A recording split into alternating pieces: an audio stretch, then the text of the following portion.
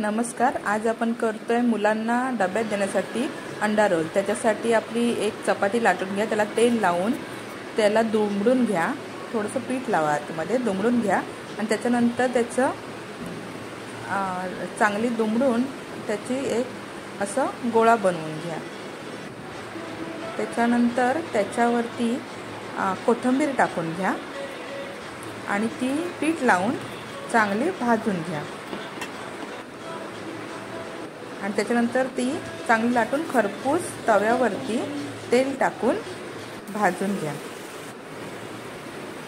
भाजून झाल्यावर ती बाजूला काढून घ्या. एक अर्धा कांदा, त्याच्यामध्ये मसाला, मीठ, हळद, थोडीशी कोथिंबीर, थोडंसं हिंग, एक चमचा बेसन टाकून, एक अंडं टाकून आणि आलं लसूण पेस्ट टाकून चांगला मिक्स करून त्याला तव्यावरती तेल टाकून पोळेसारखा व्यवस्थित करून घ्या.